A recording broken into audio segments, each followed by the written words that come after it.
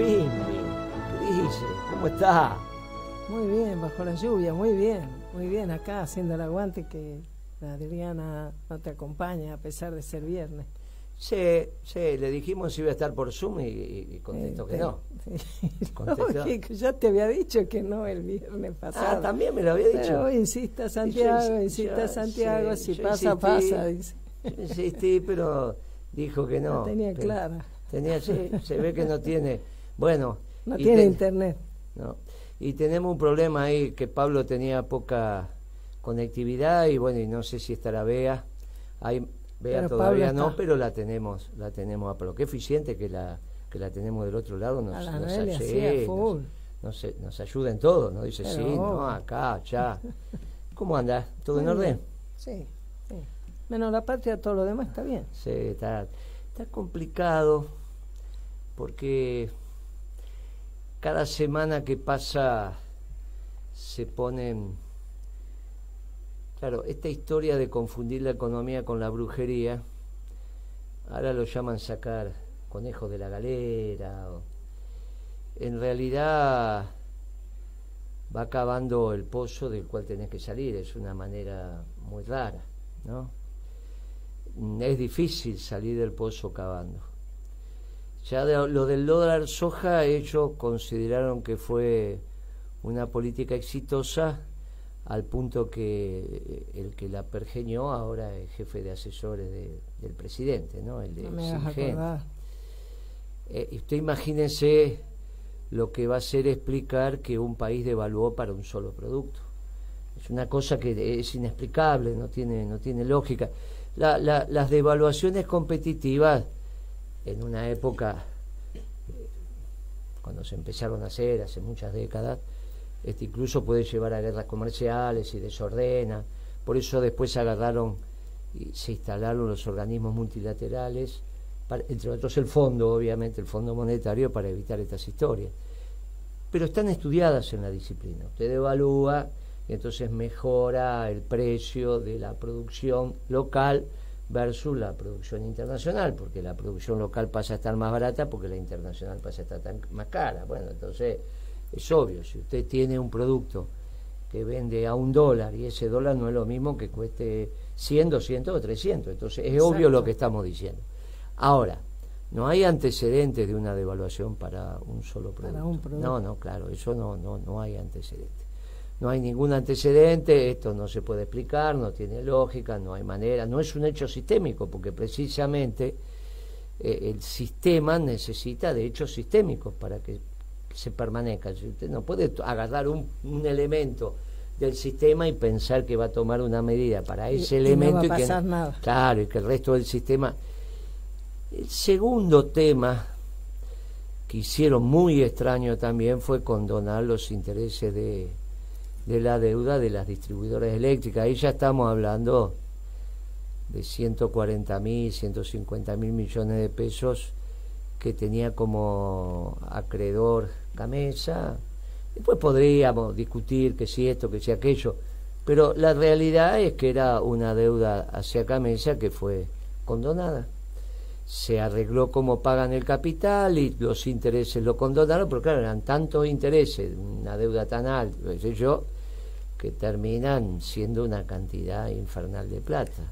Y que de paso también impacta en todo el debate respecto de cómo, por un lado, salir de esto de que no se hacen costos respecto de la generación de la energía, y en segundo lugar, de cómo se resuelve nacionalmente con un sentido federal y de integración el tema de los subsidios, porque esto de nuevo vuelve a poner recursos nacionales para las dos empresas que están en el área metropolitana, que están en capital y conurbano prácticamente. Ayer en un reportaje que me hicieron desde Salta surgieron dos temas. Uno ese, ¿por qué en Salta pagan por qué los salteños tienen que pagar la energía más cara que los porteños? Yo le dije, mire, no lo sé. No sería en un gobierno peronista, no tiene por qué ser así, porque tiene que haber una tarifa media. Si el sistema es correcto, se hacen los costos y se hace la retribución a los factores intervinientes en los distintos eslabones en términos de capital y trabajo, sale una tarifa que es una tarifa media para todo el país y se acaba la historia. Y lo otro es la logística, porque fíjese lo que parece, un productor de soja de Salta tiene un problema logístico enorme hasta llegar a Rosario, y de algún lado sale eso, por eso los exportadores compran en el puerto o puerta de su fábrica, o aceptan que 200, 300 kilómetros, pero para Salta lo tiene, si manda el camión. Entonces también eso de la logística tendría que ser un tema absolutamente nacional. Por eso hay temas que son nacionales. No claro. Le podés echar la culpa a vos, al gobernador de Salta, al margen de quién sea, que la soja, la rentabilidad de la soja en Salta, producto de la logística, sea menor. Inferior que... Bueno, entonces, después vos tenés la rentabilidad intrínseca producto de la productividad de la tierra. Esa es otra historia. Pero a su vez, vos le estás dando, lo estás castigando con una logística, lo estás castigando con electricidad, cuando si se hicieran bien las cosas, vos podés tener una tarifa, porque es simplemente sacar el costo medio y poner la tarifa media y se terminó la historia. Para eso está el Estado Nacional. No es que el soldado del ejército argentino que está en Salta gana más o menos que el que está en Misiones, el que está bien. Hay un salario medio para todos los soldados voluntarios al margen de donde estén. Mire, esto es como debería funcionar, pero para eso tenés que tener un esquema de pensamiento peronista. Tenés que creer estas cosas, las tenés que creer, las tenés que pensar, las tenés que... Pero, y por último... también, solamente un comentario, tal vez un poquito en el margen, ¿no? Pero vos pensás que la reforma de la Constitución del 94 también fue un mazazo a un verdadero federalismo, porque fue una repartija que contrapone los intereses de las provincias a los intereses nacionales. Y también vos decís, bueno, si no hay un proyecto común, cada provincia está en esa especie de sálvese quien pueda y defiende lo suyo, pero es muy injusto. Estamos en una situación donde los elementos que conformaban la nación uno a uno los van desarticulando. Exacto. Energía y logística son dos elementos de la nación. Claro. Por eso los trenes eran nacionales, las flotas marítimas o fluviales eran nacionales. Claro. Y bueno, es obvio que así no, porque después terminan pensando que es nacional porque lo caro lo tiene que hacer la nación y lo barato lo tiene que hacer el municipio. Piensan que es un problema de presupuesto. No, es un problema de concepción, de cómo ordenás estas cosas. Mire, tienen un lío grande. Y como si esto fuera poco, nos encontramos con otra brujería, otro conejo de la galera, que algunos le ponen el adjetivo de inteligente, y todo lo que destruye el sistema, al contrario, no es inteligente, que es esta historia de la recompra de los bonos que anunció el ministro Massa. Es un tema muy delicado. Obviamente vamos a dejar de lado la posibilidad de intereses particulares a ese nivel, de que alguien...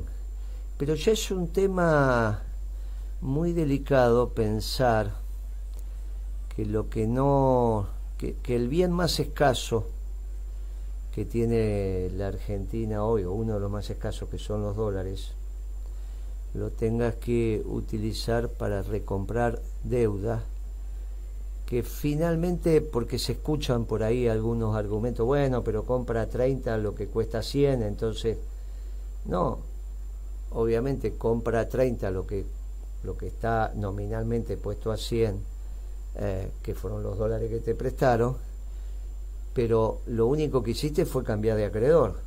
O sea, el que compró a 30 o el que compró a 20 es tu acreedor. Y la nominalidad sigue siendo la claro, misma. O sea, a menos que el Tesoro resuelva que esos bonos entonces ya están en su propiedad y los destruye. Bueno, ahora tiene que explicar entonces cómo va a resolver el tema con el Banco Central, porque al Banco Central lo está utilizando como agente financiero que compra por cuenta y orden del Tesoro. Ahora, acá hay un problema muy serio, porque eso se compra con dólares. Los dólares hoy son del central. Por lo tanto, no es que el Tesoro tenía una cuenta en dólares que no estaba en el central. Abrió un cajón y tenía dólares. No, no es así como funciona. Los dólares que están en el central y que hacen parte de las reservas también serían suyos. Si usted tiene un depósito en dólares, el encaje de ese depósito en dólares hace parte de las reservas. Esta es la diferencia entre las brutas, las netas.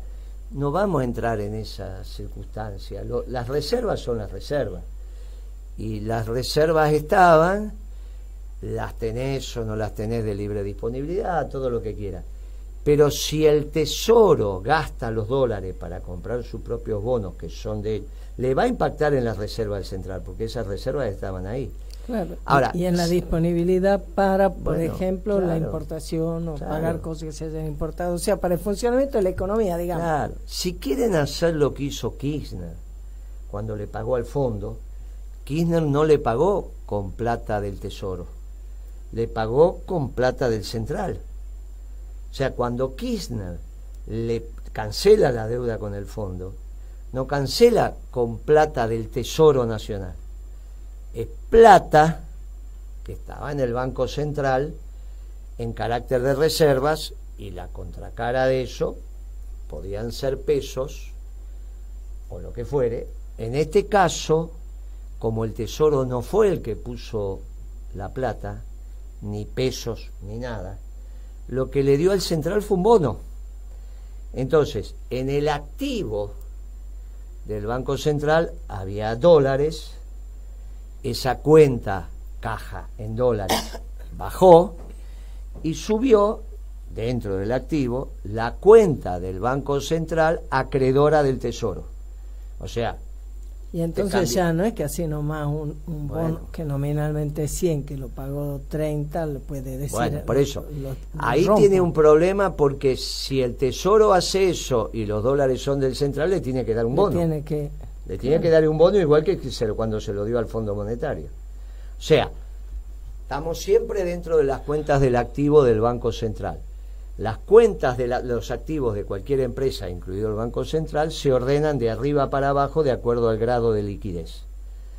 Por ejemplo, si yo hago el balance de Pimpi Colombo, digo, en caja ¿cuánto plata tiene? Tiene la plata que tiene en la billetera y en algún cajón en su casa, que debe ser muy poco. Después, lo que tiene eso es mucha liquidez, porque usted agarra y se toma un taxi. Segunda liquidez, la plata que tiene en el banco, en la cuenta sueldo o un depósito o lo que fuera, y ahí va. ¿Y cuál es la plata que menos liquidez tiene en su balance? Y, por ejemplo, los cubiertos. ¿A quién le va a vender sus cubiertos? Un puff que tenga en su casa, ¿a quién se lo va a vender?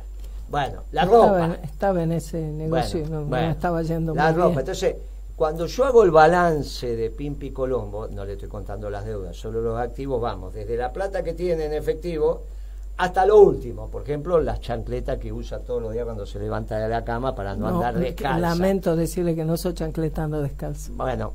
No me regale pantufla, es lo único que le pido. Imagínense que eso sería invendible, ya, porque generalmente esas pantuflas tienen 10, 15 años.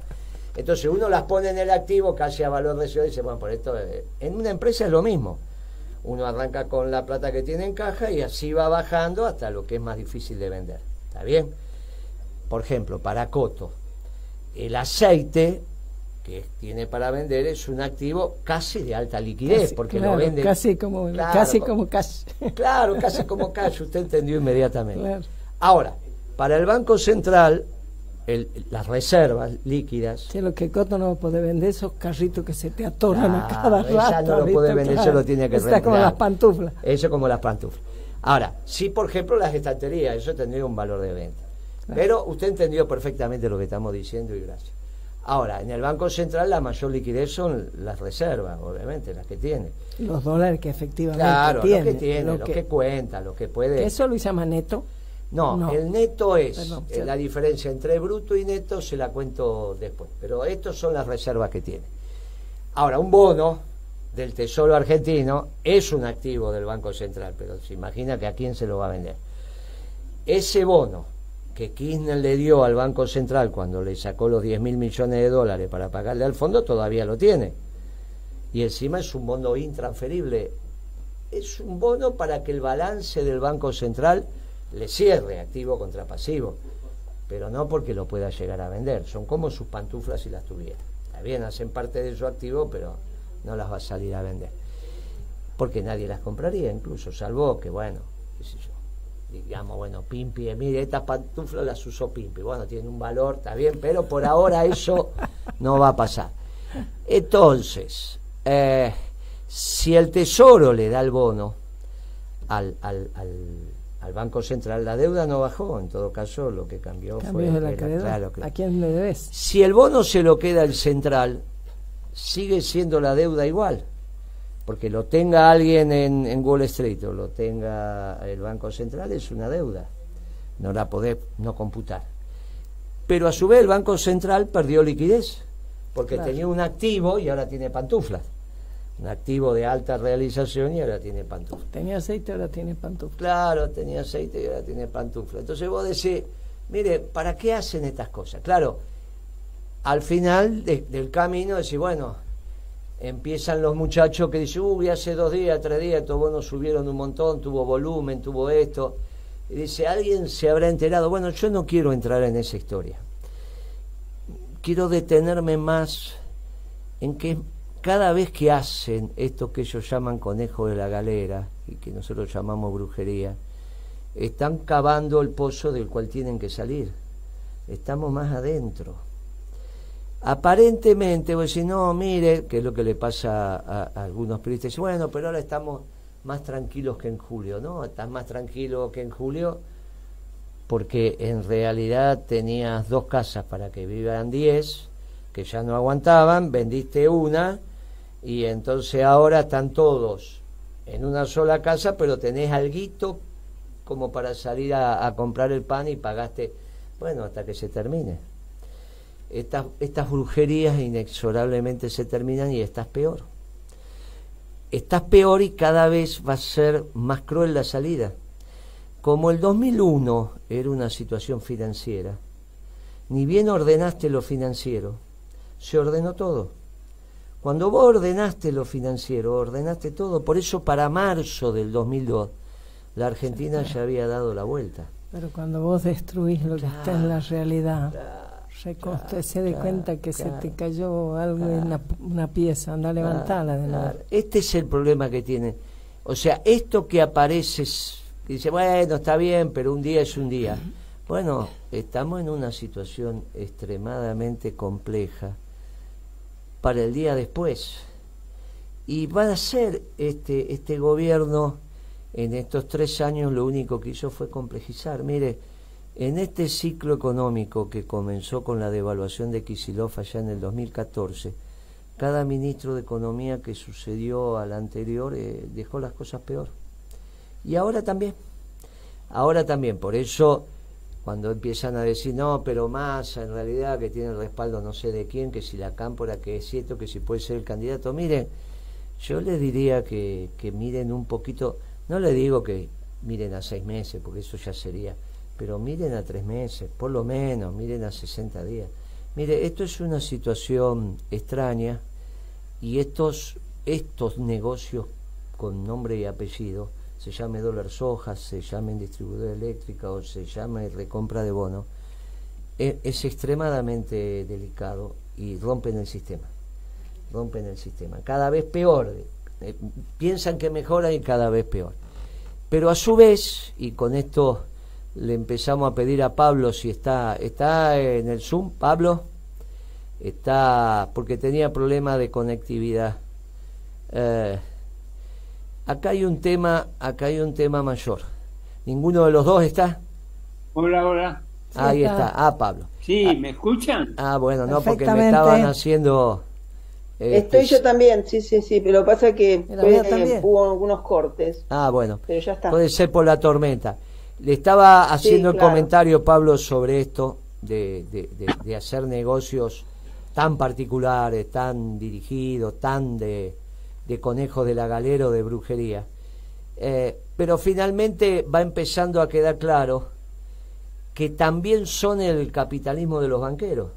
Porque cuando tuvieron que utilizar los dólares, fue falso que lo utilizan para la producción.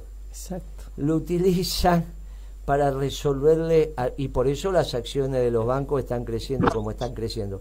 ¿Cuál es tu opinión, querido Pablo, sobre estos temas? Esclarecenos. No sé si ustedes me escuchan bien. Yo te escucho. Sí. Bueno, es un poco entrecortado, pero si me escuchan bien te lo digo. Mira, me parece muy interesante el análisis que estás haciendo. Yo creo que si tiene algún sentido esta medida de la recompra de títulos, es para romperlos, no para volver a comprar, no para poder venderlo. Y vos tenés razón al decir, se cambió una deuda que se tenía con particulares a una deuda que el Tesoro tiene con el Banco Central. Ahora, mira, Guillermo, lo que el país necesita no es un ministro de Economía piola, inteligente, que saca conejos de la galera. Lo que el país necesita es que se tomen medidas para enfrentar la inflación y la recesión que se está viviendo.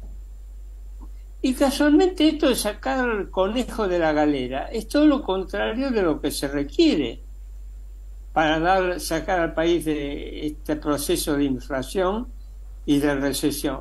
Porque lo que más necesita el país es certidumbre, es credibilidad. ¿Cómo vas a tener certidumbre si no sabes lo que va a hacer el gobierno mañana? Si no sabes qué medida extraordinaria o de conejeril va a hacer el gobierno. ¿Y qué certidumbre hay en eso? ¿Hacia dónde va el gobierno? ¿El gobierno alguna vez dijo vamos a reducir la deuda externa? No lo dijo. Y entonces esta medida, ¿de dónde sale? Estamos hablando de un bien que son los dólares, que es lo más apetecible que tiene la economía argentina. Hay muchas importaciones demoradas o que no se pueden hacer por falta de dólares. Y estamos comprando una parte insignificante de la deuda externa argentina.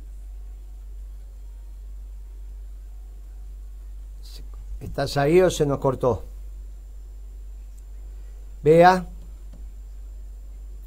Bueno, tenemos un tema de... Sí, no, yo estoy. Lo que pasa es que había muteado. ¿Me escuchan? Sí, te escuchamos perfectamente. Lo que pasa es que estamos en muchas zonas de tormenta, de allá y de acá, entonces pasan estas cosas. Pero bueno, acá estamos.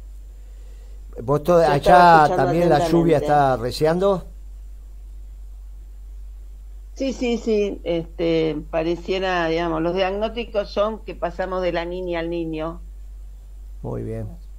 La Así tormenta venía desde... que todavía no está resuelta el tema de la sequía. Sí, el tema venía desde la cordillera, porque tengo fotos de los que estaban viajando por la 7 yendo para la cordillera, y era una tormenta muy, muy importante. Sí, vos sabés, nosotros hicimos el informe de nuestra consultora y mantuvimos las proyecciones que teníamos de, obviamente, la producción de trigo complicada en 12 millones y pico, lo que dice 12 millones y medio de toneladas, lo que dijo el ministro de 14, yo entiendo que es con el carry trade, lo que queda, digamos, de stock que se suma a lo nuevo, pero no bajamos el tonelaje de soja y de maíz, porque me parece que esta lluvia va a resolver bastante de ese tema. Y nosotros tenemos 5.000, 6.000 millones de dólares de pérdida de cosecha contra cosecha, la cosecha del 22 contra la cosecha del 23, que son más o menos lo que te vas a terminar ahorrando también en menos compra de energía. Así que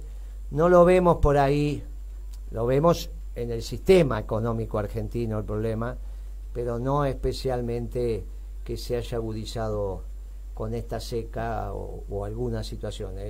La economía ya está como está, lo suficientemente mal. Así que bueno, que vos estés diciendo que pasamos de niña a niño, esto implica que bueno, se va a resolver este tema. Ahí hay algunos, estaba Pablo haciendo mención a lo de esta recompra de bonos que hizo el Banco Central. No sé si vos tenés ganas de hacer alguna opinión sobre esto o arrancamos con tu columna luego de las noticias de Telam. Lo decidís vos, Bea. No, me parece que era muy pertinente todo lo que estaban diciendo. Ay, se me cortó. ¿Me no, escuchan? Acá estás. Ah, perfecto. No, me parecía como muy pertinente lo que estaban diciendo, y en realidad si uno revisa las crónicas, en general coinciden desde todos los espectros en el análisis y el diagnóstico que están dando ustedes, dando vos primero, Guillermo, y después conformándolo Pablo, donde, bueno, no deja de ser casi además irrisoria la cifra, pero bueno, me parece que ahí está, ya está el diagnóstico y podemos ir pensando en avanzar, que en otras, a veces cuando uno se pone a analizar a los funcionarios, que entre lo que dicen y lo que hicieron y su trayectoria, hay algunas diferencias, ¿no? Así que bueno, me parece que podríamos, en una de esas, sin escalas, podemos pensar en hablar de Horacio Rodríguez Larreta. Lo hacemos con mucho gusto, lo hacemos con mucho gusto luego de las noticias de Telam.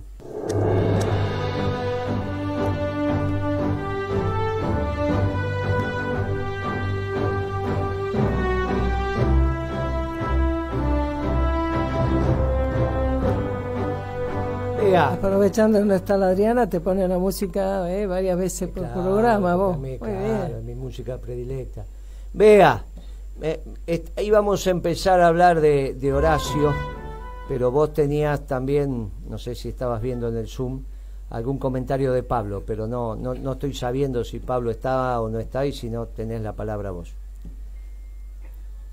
Yo no lo estoy viendo a Pablo. Bueno. Me parece que a él se le cortó, tendrá que reiniciar, no lo sé. Muy bien, entonces nos habías dejado el título, que era El pelado Larreta. Sí, me parece interesante, siempre que uno revisa los currículos, la trayectoria profesional, siempre se encuentra con algún hallazgo, ¿no? Y con baches. A veces los baches son interesantes de analizar. Porque bueno, Horacio Rodríguez Larreta es licenciado en Economía, egresó de la Universidad de Buenos Aires e inmediatamente entró en la petrolera Ello. Se recibió y entró para, digamos, en un cargo de analista de operaciones financieras. A los 3 años, aproximadamente, estuvo 3 años en la empresa Ello. Es la única participación en empresas privadas que aparece formalmente en su desarrollo profesional, y se va a estudiar a Estados Unidos y hace una maestría en administración de empresas, la hace en Harvard, con lo cual, bueno, esa es su formación profesional, economista y con un posgrado en administración de empresas en Estados Unidos. Acto seguido, con Cavallo como ministro de Economía en la presidencia del doctor Menem, empieza a tener todo un recorrido en la función pública, con mayor o menor grado de participación, pero bueno, una de las cosas que me pareció, que yo no lo conocía, no lo sabía, su padre, Horacio Rodríguez Larreta, es decir, también en esa gestión de Cavallo, fue nombrado subsecretario de privatizaciones. Es decir, que Rodríguez Larreta, padre e hijo, compartieron funciones con Cavallo bajo el mandato del doctor Menem. Uno era, en el caso de de el Horacio, el que vos decís el pelado, para que se quede claro, el Rodríguez Larreta hijo, estaba en la Subsecretaría de Inversiones Extranjeras, digamos, no aparece ni con un rasgo muy significativo, pero su padre sí, precisamente era subsecretario de privatizaciones en esa gestión. Pero también Cavallo lo nombra gerente general de ANSES posteriormente. Y así van sucediéndose los cargos. En el 98 lo designan subsecretario de Políticas Sociales de la Secretaría de Desarrollo Social. Luego tuvo un periodo en la dirección del Fondo Nacional del Capital Social, lo que se conoce por el FONCAP. De la Rúa, porque continuó en funciones, es decir, empieza con el gobierno de Menem, pero él continúa con el gobierno de la Rúa, sin escalas, como interventor en el PAMI. En diciembre del 2000 tiene que cesar, aparece como, bueno, cesó en el PAMI o renunció al PAMI, pero en realidad en el marco de lo que fue el escándalo y la noticia que fue muy, muy desgarradora del suicidio del doctor Favadoro, porque el PAMI, siendo Rodríguez Larreta titular, no le pagó lo que le correspondía a la fundación médica, digamos, a la fundación de Favadoro por los servicios que había prestado al PAMI, y lo ponen en una situación gravísima en términos financieros. Es decir, no, digamos, para el colectivo, para lo que es la conciencia colectiva, sin ninguna duda hay una relación directa entre el suicidio Favadoro y lo que PAMI determinó bajo la gestión de Rodríguez Larreta, lo cual fue un antes y un después, digamos, pero él igual podía seguir en los cargos.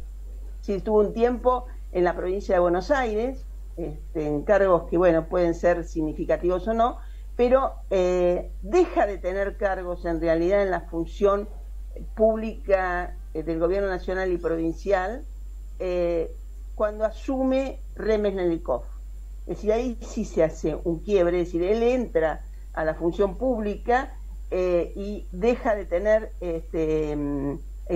cargos en febrero del 2002. Es decir, es perfecto, digamos, es clarísima cuando asume Duhalde y asume Remes-Nelikov, deja de tener los cargos que venía tomando. Y ahí es donde me parece que es importante analizar los baches, porque en realidad, desde esa fecha, febrero del 2002, hasta el año 2007, tendremos que preguntarnos de qué trabajaba Larreta. Yo lo que tengo, y además, digamos, porque en el 2007 recién asume, ya cuando Macri es jefe de gobierno, y Rodríguez Larreta asume como su jefe de gabinete, pero entre el 2002 al 2007 hay 5 años donde hay un bache donde no se sabe de qué trabajaba. En realidad yo lo que creo es que estaba en el Grupo Sofía, esta fundación, que también después hizo otra, la crea en el 93, es decir, en forma paralela, que tiene todos esos cargos en la función pública, crea ese Grupo Sofía, y en el año 2009, otra vez cuando vuelve a la función pública, es decir, parece que es especialista en hacer fundaciones cuando tiene la función pública, porque en el año 2009 crea la Fundación Pensar. Todas las crónicas hacen referencia a estas dos fundaciones, flojas de papeles, ambas, y que dejaron de funcionar porque en realidad tuvieron denuncias muy, muy fundadas sobre ambas fundaciones, fundamentalmente con sospechas del origen de los fondos. Por lo tanto, si él no tenía otro trabajo y acá en las fundaciones había dudas sobre el origen de los fondos, me parece que este es un bache interesante para tener en cuenta cuando analicemos entre lo que dicen y lo que hacen. Sí. No sé, me pareció... Muy esclarecedor, muy esclarecedor. Y eso explica también parte de las respuestas que dio en un reportaje en Clarín hace algunos domingos atrás, cuando le preguntaron qué iba a hacer si era presidente. Él dijo, miren, no lo sé porque no sé cómo me van a dejar el país. Y vos sabés, Bea, que una de las funciones del economista es precisamente reflexionar alrededor de qué va a pasar mañana, no lo que está pasando hoy y lo que pasó ayer.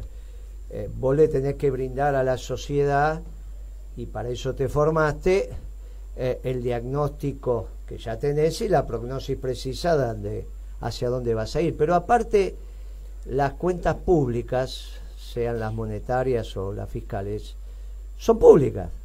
Lo máximo que te puede pasar, el balance del Banco Central, la hoja de balance sale una vez por semana, y el balance obviamente tenés trimestrales y después tenés el anual. No es posible que diga que no vas a ver lo que está pasando con la política monetaria, ni tampoco con la fiscal, porque hay una oficina de presupuesto en el Congreso que todos los meses saca un análisis y una evaluación. Te podría llegar a faltar la última semana, los últimos días, alguna cuenta secreta de un aparato de inteligencia del Estado, bueno, pero son cosas muy, muy menores, no como para que no diga que no sabe lo que va a hacer porque no sabe qué país le van a dejar. Sí sabemos el país que va a quedar, y nosotros lo venimos sosteniendo y se va comprobando lo que venimos diciendo. Más bien parecería ser que hay un nivel de vagancia muy grande en reflexionar alrededor de cómo está la situación, de ignorancia obviamente también, o la posibilidad de que no lo quiera decir, que sean verdades inconfesables, pero a mí me da la sensación que no saben, que fue honesto, no saben, no se dedican, no estudian, surfean la realidad, van resolviendo los temas en el día a día. Y hay otra pregunta que le dicen, bueno, díganos algunas medidas al margen de la situación del país, ¿qué haría? Denos su pensamiento profundo. Empieza a decir alguna serie de medidas, y el periodista de Clarín le dice, pero escúcheme, eso es lo que está haciendo Massa. Y él dice, bueno, pero no me va a comparar con Massa, porque qué sé yo, qué sé cuánto.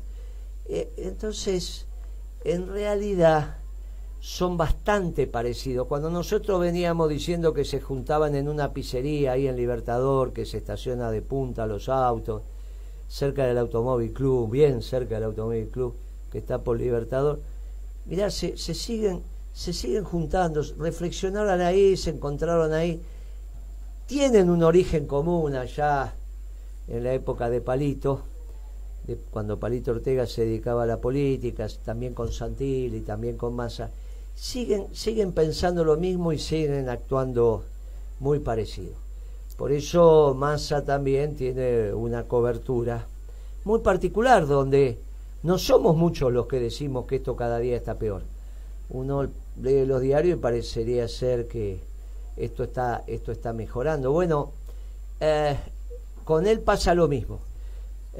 Con Larreta también pasa lo mismo. Lo que se llaman las coberturas mediáticas. Absolutamente. Claro, pero por el otro lado viene la realidad, y a nosotros nos toca describir eso y ver eso. La verdad que el aporte fue muy bueno, Bea.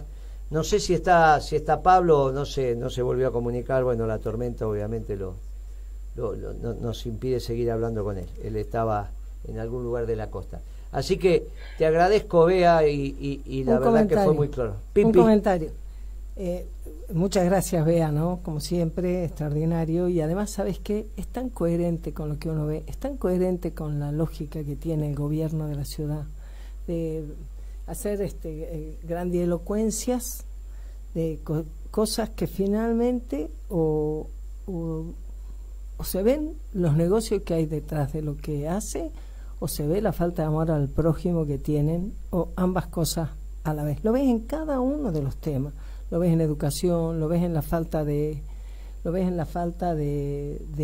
vacantes que todos los años aparece, lo ves en la enorme diferencia que se hace en la ciudad de Buenos Aires con toda la zona sur, en todo sentido, en la iluminación, en la recolección de residuos, en el transporte público, en el cuidado de las veredas, así como en la avenida Santa Fe, a cada rato, esas empresas de arreglo de veredas que no se sabe por qué motivo el gobierno de la ciudad las exime del pago de ingreso bruto. ¿Vos sabés eso? Las exime del pago de ingreso bruto. Las empresas que arreglan veredas no pagan ingreso bruto. Habría que ver cuál es la fundamentación profunda de eso. Hay comentarios. Pero en cada una de las cosas lo ves. Lo ves cuando achican las ofertas educativas y sin que uno se pueda someter a la rigidez que el sistema educativo nuestro tiene, que tantas veces uno se plantea que le falta dar una respuesta adecuada a nuestras necesidades actuales, de formar a nuestros docentes, de formar a nuestros chicos, de tener la inteligencia de tomar las herramientas actuales para formar futuros trabajadores, personas en condiciones de desempeñarse laboralmente.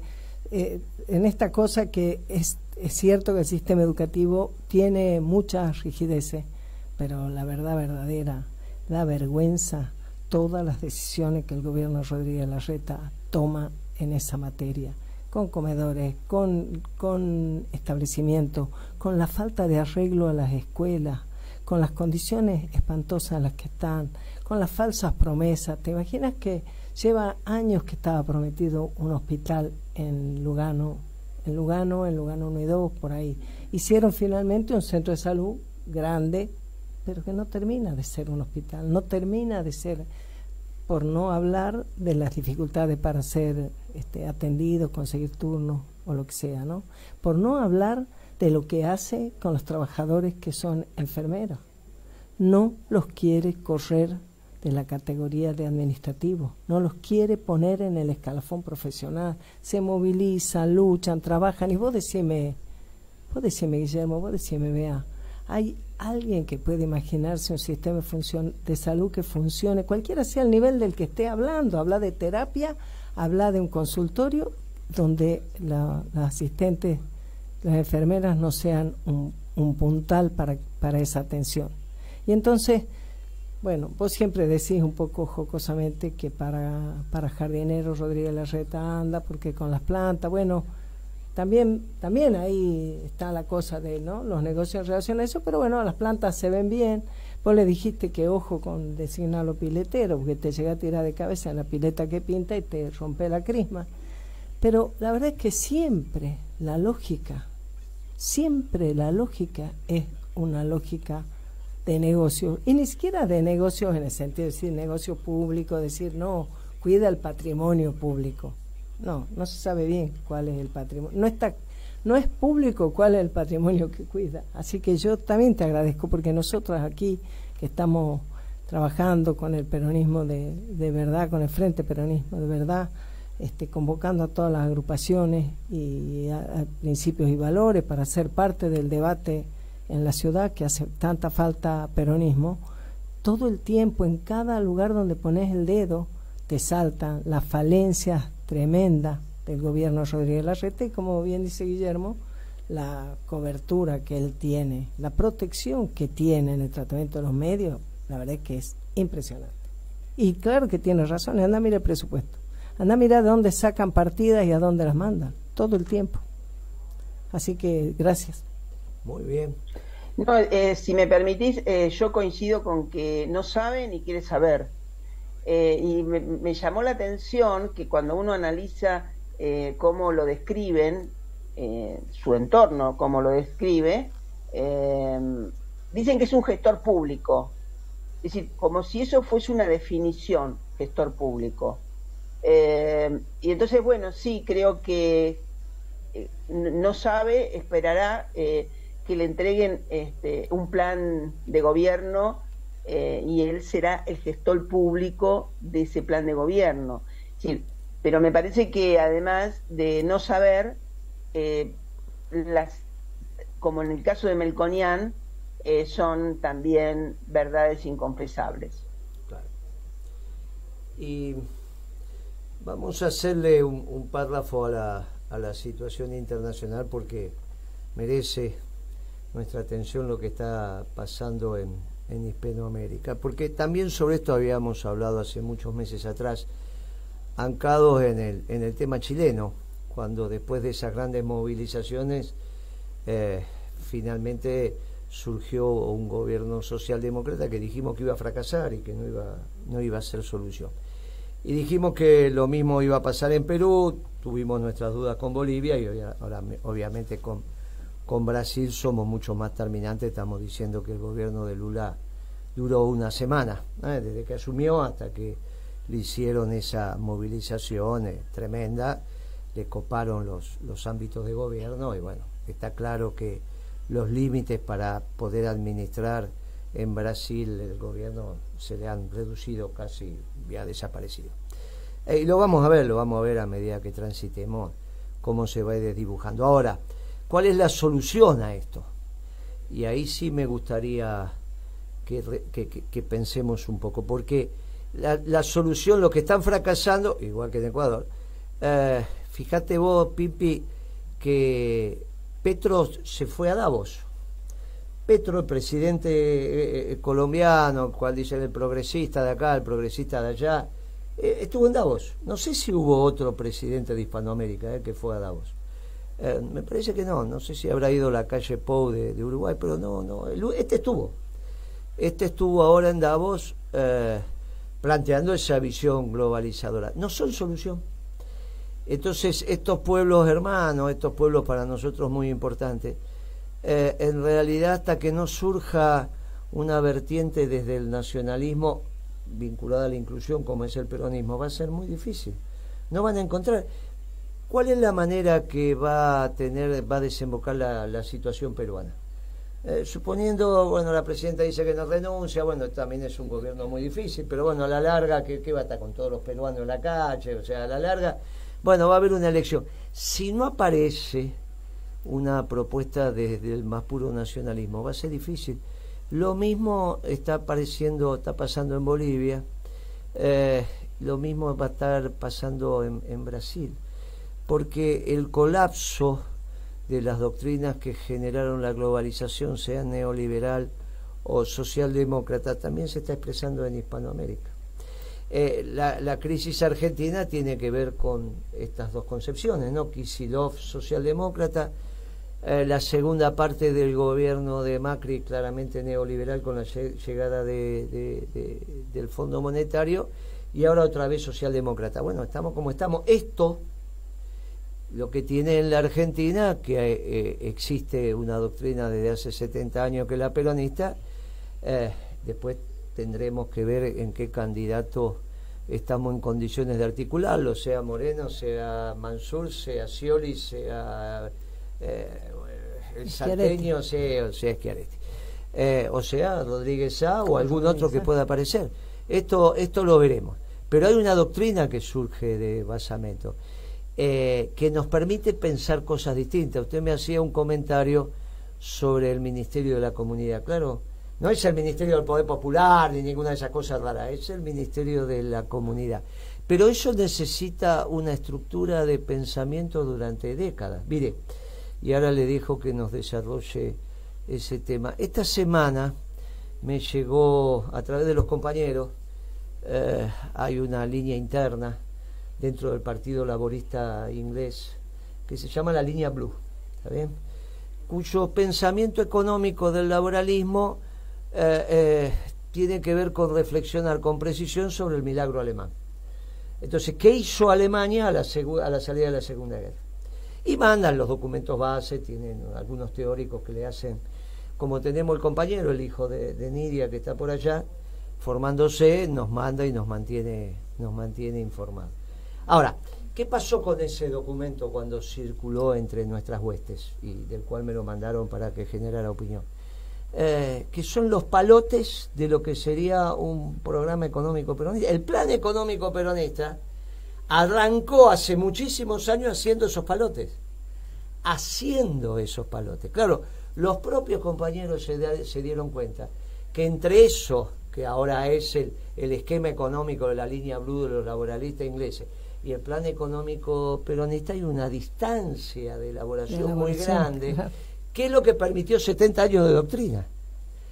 Claro, por eso el peronismo, en este análisis que estamos haciendo, es vital y es tan importante, no solo porque le damos respuesta a la realidad de manera contundente, como lo hicimos este siglo y pusimos a crecer el país, sino porque hay un marco conceptual de ideas que te permite saber qué decisiones tomar ante hechos nuevos. Claro. Y esto es lo que la doctrina te facilita. Por eso este hecho novedoso del Ministerio de Comunidad es novedoso cuando lo formulamos, pero es de la más pura cultura y las tradiciones del pensamiento peronista. De la comunidad organizada. Claro.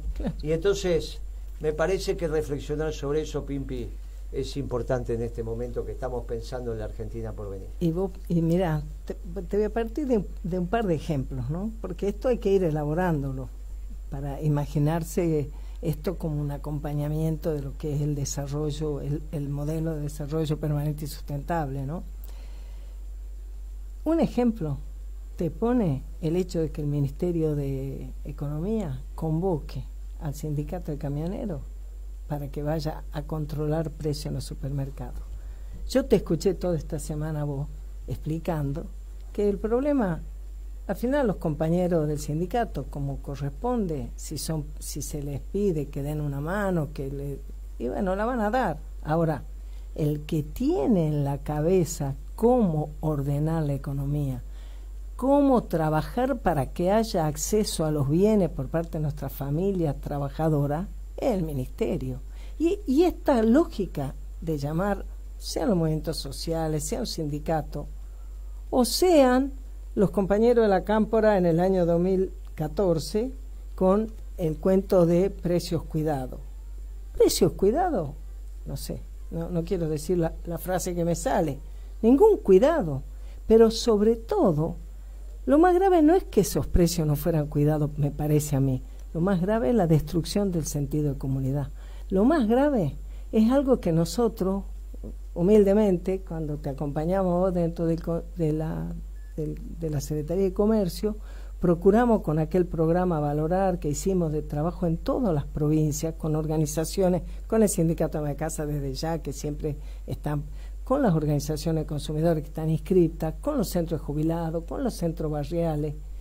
¿En qué consistía? Justamente en lo contrario, justamente en procurar que desde ese espacio de comunidad que se organiza, formar parte de una mirada que sabe perfectamente que necesita un marco de desarrollo para que haya producción, para que haya acceso al consumo, para que haya trabajo, y que en ese marco estar informados, participar, involucrarse, nos hace crecer, nos da músculo como sociedad, pero nunca jamás le transferimos al usuario como la lógica de los Estados Unidos, de la cultura sajona probablemente. Nunca jamás las asociaciones de consumidores, por más que se arroguen ese rol y por más que bien que detectamos nosotros cómo se iban por la banquina en algunos casos, no pueden pretender resolver esos problemas.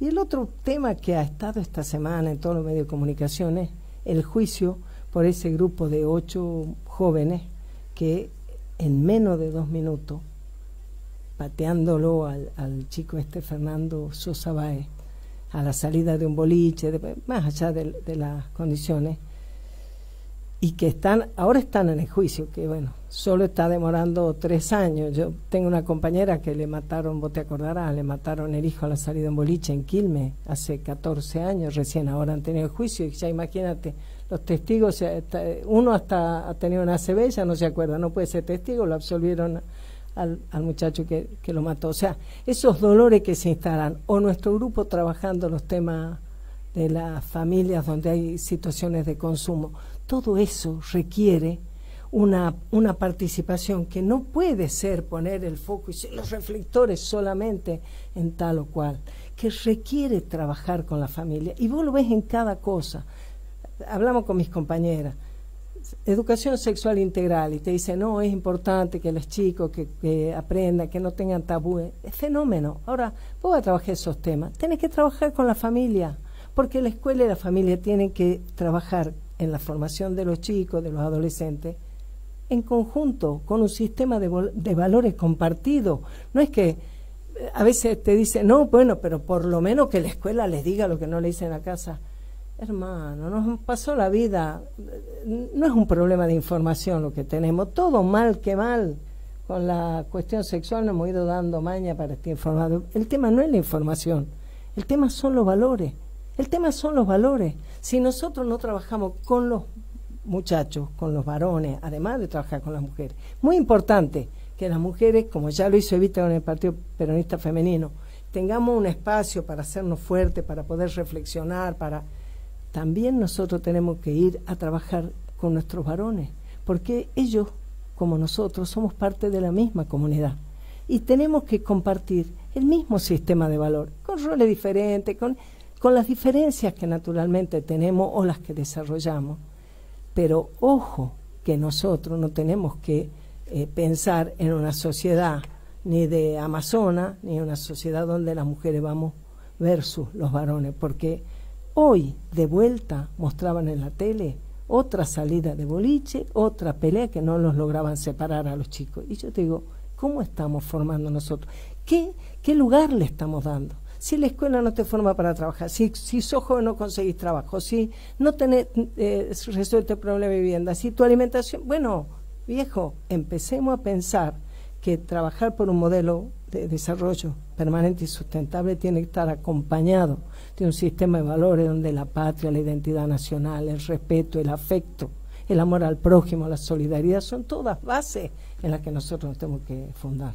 Bueno, un poco estaba pensando desordenadamente en eso, imagínense, ¿no? Que nosotros dijimos, el ministerio más importante del próximo gobierno peronista tiene que ser el Ministerio de Desarrollo Económico, pero por un rato. Claro. Después va a ser el Ministerio de Comunidad, que es el que usted empezó a reflexionar. Mire, vio que acá hay novedades, nos pusieron un televisor y hay un montón de canales. Y si usted ve el que dice La Nación Maga, están todos acá, dice, Massa acaba de pedir que la Comisión Nacional de Valores investigue la compra de bonos. Vio que estábamos hablando de eso, se ve que escuchó el programa y dice, ahora Massa pide que se investigue la compra de los bonos cuando antes que él anunciara que iba a comprar los bonos. Bueno, muchachos. Yo me había estado preguntando, si vos vas a hacer algo así para no sé qué, lo contás primero públicamente, no sé, todos son bravos, son bravos. Ahora, escúcheme, nos habían encontrado una música, nos habían seleccionado una música de primera. Le agradecemos a todos los que nos permiten hacer este programa y los que nos escuchan. ¿Le parece bien, Pipe? Y nos despedimos con la música que nos seleccionaron. Ahí está, con Fernando y la Noelia, y vamos con Calamaro, ¿sí?